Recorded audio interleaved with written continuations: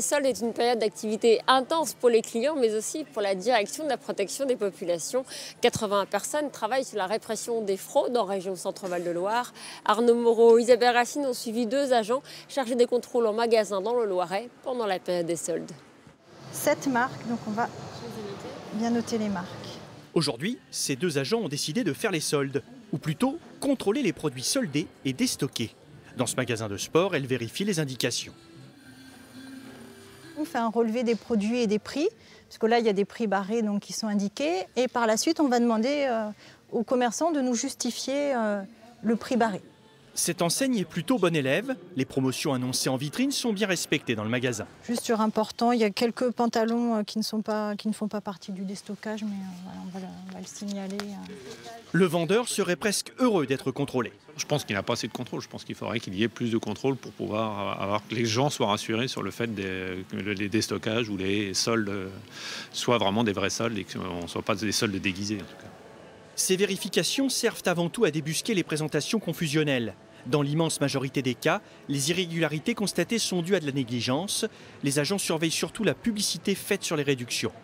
Ça va être un taux de réduction annoncé très important sur des articles et qui va ne concerner que quelques vêtements ou objets dans la boutique. Et à côté de ça, on va trouver beaucoup d'articles qui bénéficient d'une promotion beaucoup moins intéressante. Voilà, donc ça, pour nous, c'est de nature à induire en erreur le consommateur. Autre vérification dans ce magasin, les produits soldés doivent bien être identifiés et différenciés des autres. Pour les agences, ces contrôles servent aux clients mais aussi aux magasins. Ils ne travaillent pas sous la loi de la jungle.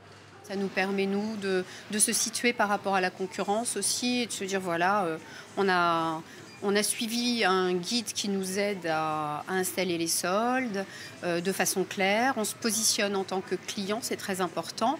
Mais un regard extérieur est encore plus pragmatique et intéressant pour nous, commerçants. Oui. Le bilan de cet après-midi de contrôle est positif. Oui, avec les quelques enseignes qu'on a pu visiter aujourd'hui, effectivement, la réglementation est dans l'ensemble bien respectée, mais je pense que maintenant les professionnels sont plus au fait de ces règles-là. Et c'est vrai que c'est quelque chose qui nous concerne directement et qui nous parle, les soldes. Donc effectivement, oui, c'est assez plaisant, oui. Les services de la répression des fraudes sont sur le pont toute l'année. Ici, début janvier dans une pharmacie, en pleine affaire Lactalis, ou encore en décembre, avant les fêtes. Il s'agit de contrôler la qualité des articles de Noël. Quand on a des actions de contrôle comme ça répétées sur plusieurs années, sur des produits spécifiques, forcément si on relève des non-conformités alors de marquage, mais aussi des non-conformités qui entraînent des dangerosités sur les produits, on va obliger le professionnel à faire des retraits-rappels, des choses comme ça, s'il ne veut pas avoir alors déjà une rupture de son image de marque, et puis aussi d'avoir des retraits-rappels qui ont un coût quand même assez onéreux pour les professionnels. En tout dans la région, près de 80 personnes sont affectées à la répression des fraudes. Rien que dans le Loiret, environ 1200 contrôles sont réalisés chaque année. Vous avez encore un peu plus de 2 semaines pour faire les soldes, en espérant bien sûr faire des bonnes affaires. Mais sont-elles si bonnes que ça? Alain Clouseau, vous êtes à la tête d'une antenne de l'association UFC Que Choisir. Comment s'est retrouvé avec toutes ces réductions, moins 50, moins 70% par exemple? Oui, alors moins 70%, normalement c'est par rapport à un prix de référence. Sachant que le prix de référence n'est plus défini par la loi depuis 2015.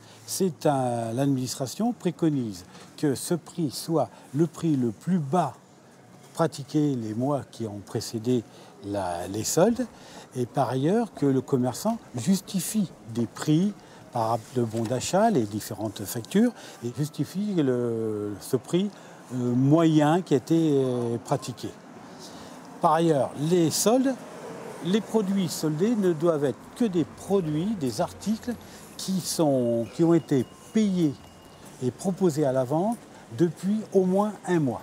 Alors, mais juste par rapport au prix de référence que vous avez évoqué, quand on est consommateur, comment on fait pour le connaître, ce prix de référence? On regarde l'étiquette. Le prix des soldes, sur les articles, on doit voir le prix initial et le prix soldé. Difficile pour le consommateur de savoir si ce prix affiché correspond bien au prix réel qui a été pratiqué au mois de décembre. Là, par exemple, vous avez un vêtement qui est affiché à moins 70%. Moins 70% par rapport à quel prix? Le client ne le sait pas. Moins 15% supplémentaire, mais sur le prix de départ qui n'est pas affiché. On l'incite à rentrer dans le magasin et c'est là qu'il va découvrir le prix initial, s'il est effectivement. Maintenant, il ne faut pas toujours mettre en doute la bonne foi des commerçants. Mais l'information est très réduite. Manque de transparence des prix, vente privée, de plus en plus de personnes se détournent des soldes traditionnels pour d'autres types de promotions. Pour relancer leur intérêt, le gouvernement envisage de réduire la durée des soldes et les faire passer de 6 semaines à 4 semaines dès l'année prochaine.